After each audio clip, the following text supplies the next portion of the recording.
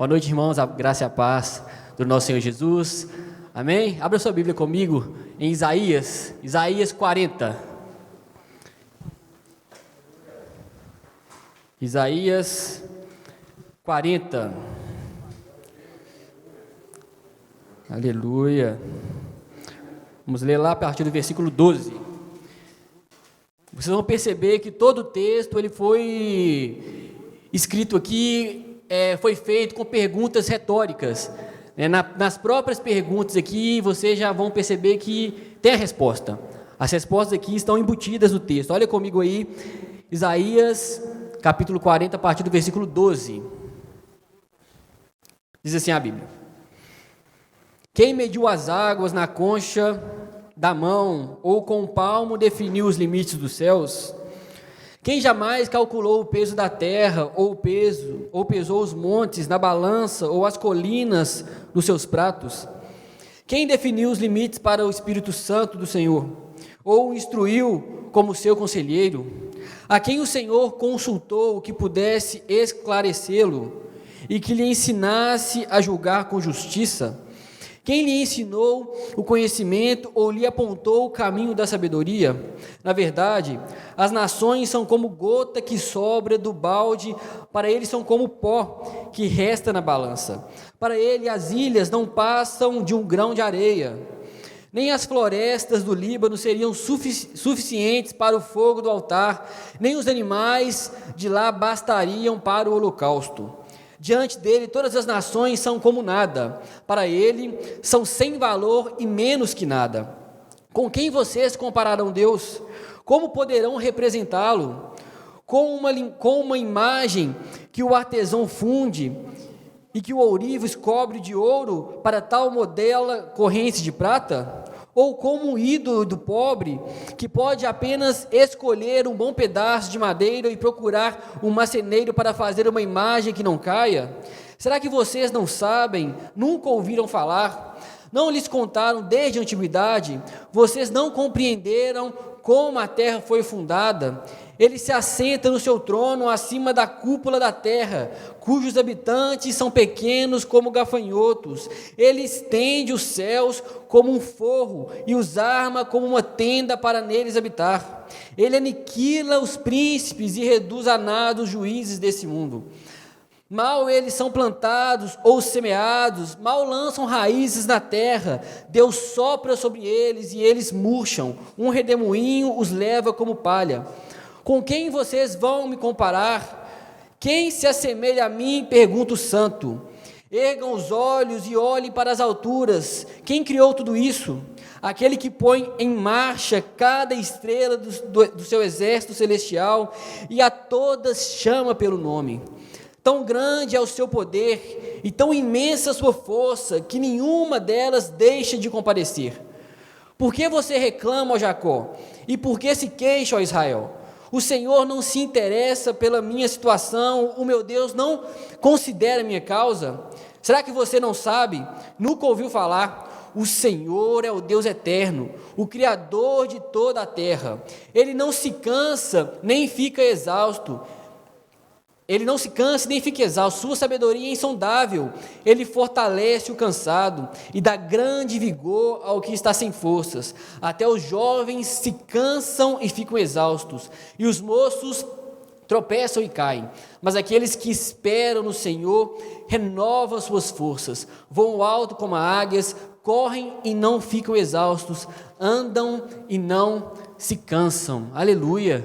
Esse é o nosso Deus. Ele já pode ir embora, né? Só de ler a Bíblia aqui, como esse texto nos fortalece, como esse texto nos encoraja. Esse texto, como você pode perceber, nos ensina aqui, como que nós podemos andar aqui ainda nessa terra sendo fortalecidos. Como que nós aqui nessa terra, nesse planeta, nós temos mantemos a nossa esperança viva. Como nós aqui ainda nessa terra, nós temos a nossa força renovada. Como podemos nessa terra ainda vivermos esperançosos? Ao lermos esse texto, só de ler esse texto, nós já saímos daqui bem mais esperançosos, fortalecidos, somente pela exposição do texto bíblico. O profeta, como vocês viram aí, ele vai tratar da majestade de Deus, ele vai tratar da soberania de Deus. Nós vemos aqui que o profeta, ele vai tratar da grandeza de Deus. Irmãos, existe melhor receita para ansiedade, ou para a falta de coragem, ou para o desespero, do que conhecer a Deus? Conhecer a Deus nos fortalece, meus irmãos. Conhecer a Deus nos encoraja. Conhecer a Deus nos dá força, saber quem Deus é, o que Ele fez por nós, o que Ele faz por nós, o que Ele há de fazer por nós, nos dá força, sim ou não? Conhecer a Deus mexe com todo o nosso ser, muda a visão que nós temos do mundo. Eu sou capaz de apostar com você que antes de o Senhor te alcançar, você tinha uma outra visão do mundo. A sua, como eles falam, né? A sua cosmovisão era diferente de como é hoje, depois que o Senhor te alcançou. Porque a visão que nós temos do mundo influencia tudo em nossa vida. Vai determinar os nossos valores, vai determinar os nossos princípios. A visão que nós temos do mundo vai falar sobre como nós lidamos com as adversidades, com as situações adversas. A visão que nós temos do mundo vai falar como nós nos relacionamos, como mantemos os nossos relacionamentos. E essa visão do mundo, ela muda quando o Senhor nos alcança. Quando nós nascemos de novo, quando Jesus passa a habitar em nós, não sou eu mais quem vivo, mas Cristo vive em mim. E se Cristo vive em mim, eu olho para essa terra aqui com os óculos do Evangelho. Tudo muda, tudo muda. E eu então tenho esperança. Já pensou viver aqui nessa terra sem conhecer a Deus? Sem conhecer a Deus? Essa é a coisa mais importante que nós temos nessa vida. Conhecer a Deus e prosseguir nesse conhecimento do Senhor. A fonte é inesgotável. Quanto mais nós conhecemos a Deus, mais nós percebemos que não tem muita coisa ainda para conhecer. É assim o Senhor. É assim o Senhor. E o profeta então, ele começa a nos mostrar aqui quem é esse Deus. Ele começa a nos apresentar esse Deus, que é o nosso Pai Celestial, e nós percebemos a grandeza de Deus, e quando temos consciência do quão grande é o meu Deus, isso nos fortalece. Olha aí comigo aí no versículo 12, olha quem é Deus, por exemplo, em relação à criação, às coisas que Ele criou. Versículo 12, quem mediu as águas na concha da mão? Irmãos, se a gente ir ali agora, ali na pia ali, tentar acumular a água assim na nossa mão, será que é muita água? Milímetros, não é verdade? Pouca água vai ser acumulada na nossa mão. Agora imagina as águas do planeta, as águas, sei lá, dos oceanos, Pacífico, Atlântico, as águas de toda a terra, dos mares, dos rios. Imagina uma pessoa que acumule a água de todo o universo na concha da sua mão. Será que existe essa pessoa, meus irmãos? Vocês conhecem alguém assim? Só nosso Pai Celestial. Agora a linguagem que o profeta usa aqui é uma linguagem poética, porque não tem ninguém que consiga acumular a água do universo em suas mãos. E se existisse essa pessoa, o nosso Pai Celestial seria maior. Se existisse essa pessoa que conseguisse acumular água de todo o universo, de todo o planeta em suas mãos, o nosso Pai Celestial seria maior. Esse Deus que cuida de mim, esse Deus que cuida de você, é maior do que essa figura. Imagina, meus irmãos. Imagina quão grande é o nosso Deus, quão poderoso é o nosso Deus. E mais, o profeta continua falando: quem mediu as águas na concha da mão, ou com o palmo definiu os limites dos céus? A gente usa a nossa mão assim, palmo, né, para medir coisa pequena, né? A mesa, por exemplo. Agora imagina alguém que conseguisse, com a sua mão, ao abrir a sua mão, medir as extremidades do céu. Será que essa pessoa seria grande? Imagina essa pessoa com a sua mão conseguisse medir os limites dos céus. Não existe essa pessoa. E essa comparação é absurda mesmo, porque o profeta ele quer nos ensinar quão grande é o nosso Deus. E se existisse mais uma vez essa pessoa, os cientistas falam aí que se você fosse percorrer de uma extremidade à outra do universo, ia quanto tempo aí? 90 bilhões de anos-luz. A gente não tem nem ideia do quanto é isso, mas Deus ainda assim é maior. Se existisse essa pessoa que conseguisse medir com a palma da mão as extremidades dos céus, a gente conseguia de longe imaginar quão grande é o meu Deus, que o nosso Deus é maior do que essa figura. Esse é o Deus que cuida de mim, esse é o Deus que cuida de você. Por isso que eu comecei falando aqui, que Só pela leitura do texto, nós já saímos daqui fortalecidos, encorajados, saber que o nosso Pai Celestial, que criou os céus e a terra, que é capaz de carregar toda a água do mundo nas suas mãos, Ele olha para você e conta cada fio de cabelo que está na sua cabeça. Esse é o nosso Pai. Por isso que você deve vir aqui sendo encorajado, sendo fortalecido. Por isso que eu comecei falando que conhecer a Deus é o melhor remédio para a sua crise. Conhecer a Deus é o melhor remédio para você que está com falta de esperança. Porque nós conhecemos a Deus, prosseguimos no conhecimento de Deus e sabemos quão grande é o nosso Deus, quão poderoso Ele é. E Ele continua falando aí, ó, no versículo 12 ainda: quem mediu as águas na concha da mão, ou com palmo definiu os limites dos céus?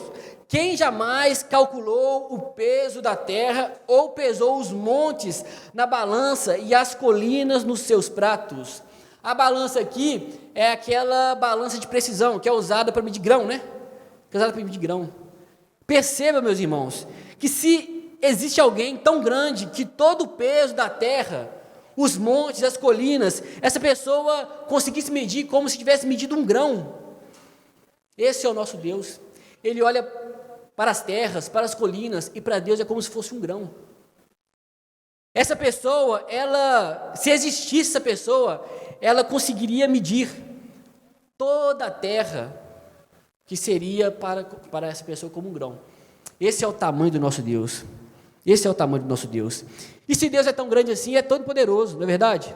Se Deus criou os céus e a terra, se Deus conhece tudo e todos, é porque Ele é sábio.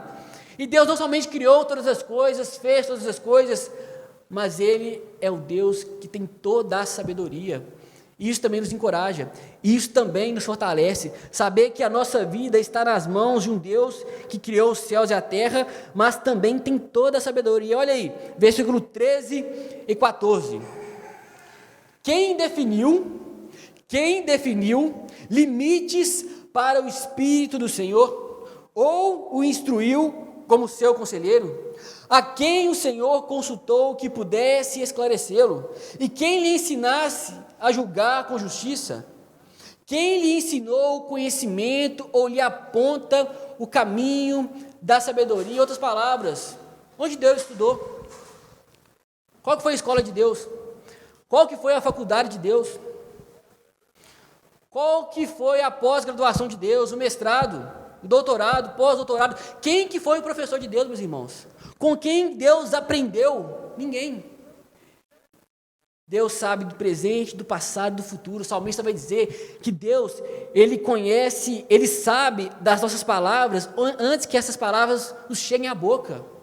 Ele sabe de todas as coisas, Ele tem um controle de todas as coisas. Portanto, Ele é o Deus Todo-Poderoso. Nós somos limitados no nosso conhecimento. Nós andamos aqui na terra e nós não sabemos todas as coisas e nem iremos saber. E muitas vezes nós questionamos a Deus: ô Senhor, por que está acontecendo tal coisa comigo?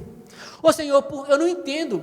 E muitas vezes não iremos entender, meus irmãos, que nós somos limitados. Cabe a nós confiar a nossa vida nesse Deus que criou todas as coisas. Cabe a nós confiar a nossa vida que sabe de todas as coisas e sabe o que é melhor para nós do que a nós mesmos. Esse Deus que criou os céus e a terra, que sabe todas as coisas, te chama de filho. E por isso você pode andar aqui nessa terra sendo encorajado. Por isso você pode andar aqui e em meio às adversidades, em meio às lutas, você pode continuar firme, que a sua vida está nas mãos desse Deus, que é o seu Pai Celestial, meus irmãos, que sabe todas as coisas, que conhece todas as coisas. Basta a nós somente confiar. Basta a nós somente confiar. A gente, muitas vezes, queremos muitas coisas. Você já passou por isso? De querer muito uma coisa, com sinceridade de coração, e não ter? Já passou por isso? Você já passou, assim, por uma situação de querer ter muito uma coisa, falou: Senhor, vou usar para a honra e glória do Senhor, mas não consegui. E aí? Onde está a nossa confiança? Naquilo que o Senhor pode nos dar, ou por quem Ele é? Um Deus Todo-Poderoso, que sabe de todas as coisas. Eu não sei o que vai acontecer com a minha vida. Eu planejo chegar em casa, né? Nós planejamos, eu não sei. Mas Deus sabe de todas as coisas. E eu estou seguro, porque a minha vida está nas mãos desse Deus que criou os céus e a terra. Que criou os céus e a terra. E aí, em terceiro lugar, nós vemos que o nosso Pai Celestial é tão grande, que é superior a tudo e a todos. E a partir do versículo 15 aí, a gente vai perceber que o profeta vai descrever possíveis rivais de Deus. Possíveis rivais de Deus. Olha aí, versículo 15. Na verdade, as nações são como a gota que sobra no balde. Para ele são como pó que resta na balança. Para ele as ilhas não passam de um grão de areia. Irmãos, pense nas grandes potências da antiguidade. No Egito, pensa na Babilônia, pensa no Império Romano e no poder de destruição que essas nações tinham. Pensa nas grandes potências de hoje, nesse grande poder econômico que os Estados Unidos têm, militar, né, que esses países têm, né, China, Japão, Alemanha. Para ele, para o Senhor, ou se comparando com o Senhor, essas nações são como um pingo de água no balde. Essas nações que muitos de nós têm medo, que elas podem muitas coisas. Para o Senhor, essas nações, com toda a sua potência militar e econômica, são como um pingo no balde. As grandes ilhas não passam de um grão de areia. Esse é o Deus que te protege. Esse é o Deus que me protege. E olha aí o versículo 17. Diante dele, todas as nações são como nada. Para ele, são sem valor e menos que nada. A quem vocês compararão Deus? Como poderão representá-lo? Ou seja, diante do Senhor, a gente percebe que as grandes potências dessa época, né, e de todas as épocas, não são nada comparando com quem Ele é, meus irmãos. Não são nada. Às vezes a gente teme tantas coisas, mas nós esquecemos de que nós somos filhos. Tememos tantas coisas, mas nós esquecemos quem está no controle da nossa vida. Quem sustenta esse planeta de fato, que com um sopro é capaz de acabar com todas essas coisas. Esse é o nosso Pai Celestial. Esse é o nosso Pai Celestial. Em quarto lugar, o profeta vai nos ensinar aí, e vai nos mostrar a grandeza de Deus e a majestade de Deus em relação aos ídolos, em relação aos falsos deuses. Olha aí versículo 19 e 20. Como uma imagem que funde o artesão, e que ourives cobre de ouro e lhe modela correntes de prata?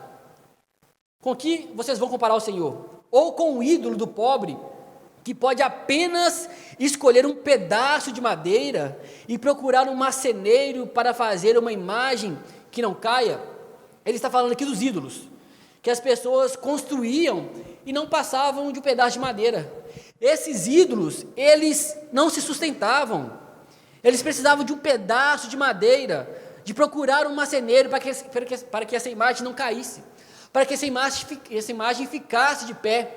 A ideia aqui do profeta é comparar os ídolos com o nosso Senhor Deus Todo-Poderoso. Essas coisas, elas são insignificantes, essas coisas são frágeis. Os ídolos, comparado com o nosso Deus Todo-Poderoso, às vezes você pode olhar para mim e falar assim, estou livre disso, porque eu não me dobro na frente de nenhuma imagem de escultura, eu não sou nenhum idólatra. Mas muitas vezes, mesmo que nós não temos aqui alguma estátua aqui, e nós aqui na nossa sociedade fizéssemos um culto em volta dessa estátua, nós não vemos isso aqui, mas muitas vezes levantamos ídolos em nosso coração. Ídolo ou um falso Deus é tudo aquilo que toma o lugar de Deus na nossa vida. É aquilo que nós pensamos falando assim, olha, sem isso minha vida não tem mais sentido. Sem isso eu não tenho mais valor.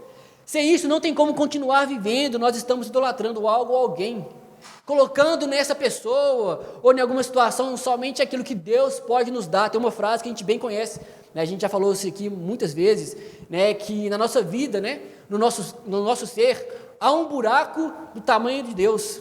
Ou seja, só o Senhor é capaz de nos preencher completamente. Só o Senhor Deus, o único verdadeiro Deus, é capaz de nos satisfazer completamente, de nos dar um contentamento que excede circunstâncias, uma paz que excede todo entendimento. Somente nosso Deus. E muitas vezes a nação de Israel se apoiou em ídolos, E esses ídolos diante de Deus não é nada, E aí, ele continua nos ensinando. Versículo 21. Além dele ser grande em relação aos ídolos, ele também é grande em relação aos governantes da terra. Olha comigo aí, 21. Será que vocês não sabem? Nunca ouviram falar?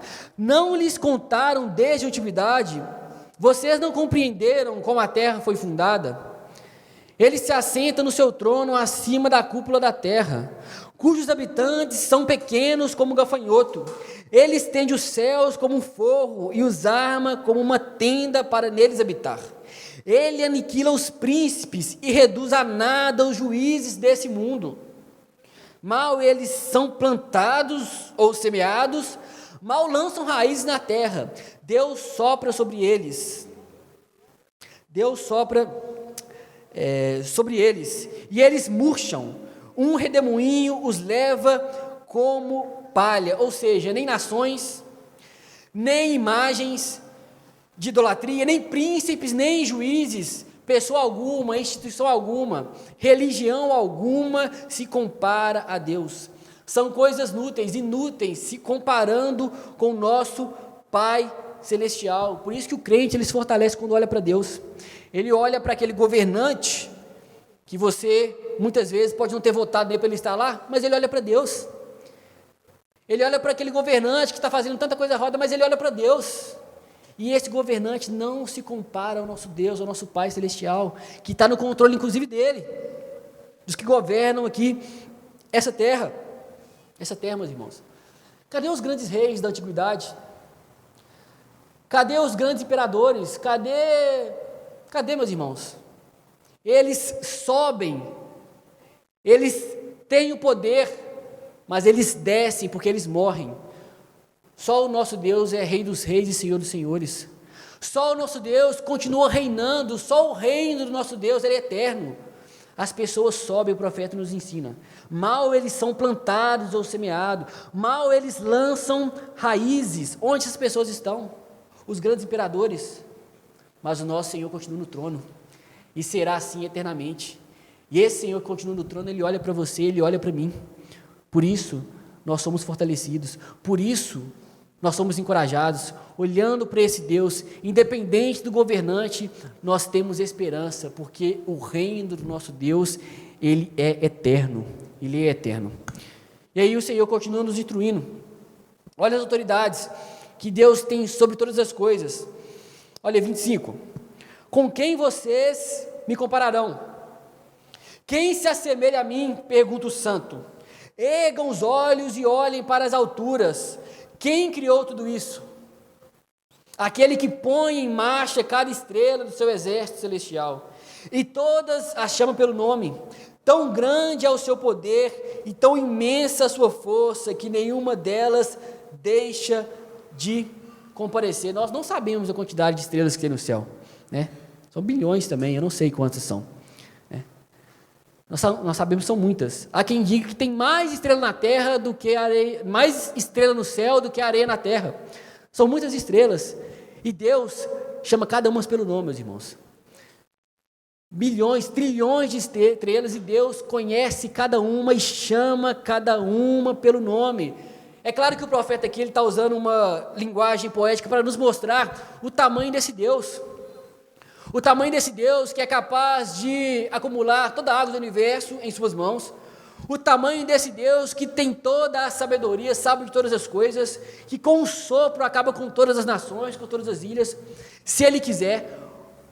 O tamanho desse Deus que conta todas as estrelas e chama cada estrela pelo nome. O tamanho desse Deus que é o seu Pai Celestial, que consegue medir as extremidades, os limites dos céus com a palma da sua mão. Esse é o meu Pai, esse é o seu Pai. Confiando nele, quais são as consequências? Confiando nesse Deus Todo-Poderoso, o que nós ganhamos? Quais são as implicações? E aí, a partir do versículo 27, a gente aprende. Porque muitas vezes, nós mesmo assim andamos e temos uma vida, uma rotina cansada. E a nossa vida, muitas vezes, nós não temos esperança por diversas situações, mesmo um Deus sendo todo-poderoso, e nós, muitas vezes, esquecemos disso. E a nação de Israel parecia que estava esquecendo disso. Porque olha aí o versículo 27. Por que você reclama, ó Jacó? E por que se queixa, ó Israel? Olha a queixa da nação. O Senhor não se interessa pela minha situação? O meu Deus não considera a minha causa? Irmãos, como que não ia considerar a causa? Como que o Senhor aqui não iria se interessar pelo seu povo? Muitas vezes nós andamos aqui nessa terra e nos esquecemos quão grande é o nosso Deus. E a nação de Israel passando por isso. Para o povo falar isso, é porque muitas vezes não estava conhecendo o Senhor, não estava prosseguindo no conhecimento do Senhor, estava se esquecendo daquilo que Deus já havia feito com eles, ou para eles, e daquilo que Deus poderia fazer. E aí, o Senhor responde, 28, será que você não sabe? Nunca ouviu falar? O Senhor é Deus eterno, o Criador de toda a terra. Ele não se cansa e nem fica exausto. Sua sabedoria é insondável. Ou seja, o nosso Deus não é pego de surpresa. O nosso Deus não criou os céus e a terra e ficou lá dormindo. O nosso Deus não olha assim, olha o Adriano, ele está passando uma situação difícil. Ah não, isso aí é muito difícil para mim, não dou conta. Olha a Fernanda, gente, está passando uma situação difícil, tão preocupada, isso para mim aí não vai ter jeito. Não. O conhecimento de Deus, ele é insondável. A sabedoria de Deus é insondável. Ele não se cansa nem fica exausto. Tem atributos de Deus que são incomunicáveis. Um deles é esse: Deus é imutável, Deus não muda, como nós mudamos muitas vezes. Deus não se cansa e nem fica exausto. Ele olha para a sua vida, Ele olha para a minha vida e continua empenhado em nos socorrer, e continua empenhado em nos ajudar, e continua empenhado em nos fazer fortes. Olha aí, o versículo 29. Ele fortalece ao cansado e dá grande vigor ao que está sem forças. Ele se importa com você. O Senhor se importa comigo. Ele fortalece o cansado e dá grande vigor ao que está sem forças. Hoje Ele quer nos falar isso. O Senhor, Ele quer nos fortalecer. Às vezes você olha para esse ano e fala assim: nossa, é tanta coisa que eu tenho que resolver. São tantos problemas, eu não estou aguentando, mas o Senhor renova as suas forças. O Senhor te fortalece. O profeta, ele fala aí, 30, até os jovens se cansam e ficam exaustos, e os moços tropeçam e caem. Às vezes você pode pensar, fala assim: eu sou jovem, eu não canso. Talvez esse versículo aqui está errado. Os mais idosos se cansam e ficam exaustos, mas jovem não, porque o cansaço é para todo mundo. Todo mundo pode cansar na caminhada. E muitas vezes nós cansamos na rotina da vida mesmo. Nós estamos andando aqui, essa rotina de ficar trabalhando todo dia, aí leva o menino para a escola todo dia, é pagar a conta todo dia. Nessa rotina o Senhor nos fortalece, meus irmãos. Nessa rotina o Senhor nos encoraja. Quando nós olhamos para Ele, sabemos que esse Deus Todo-Poderoso sustenta a terra com suas mãos, e que é o nosso Pai Celestial que cuida da gente. Isso nos fortalece. Até os jovens se cansam e ficam exaustos.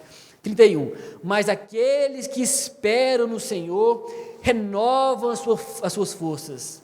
Irmãos, perceba, não é o forte na sua força, não é o sábio na sua sabedoria, é aqueles que esperam no Senhor. Não é o rico na sua riqueza, mas é aqueles que esperam no Senhor que renovam as suas forças.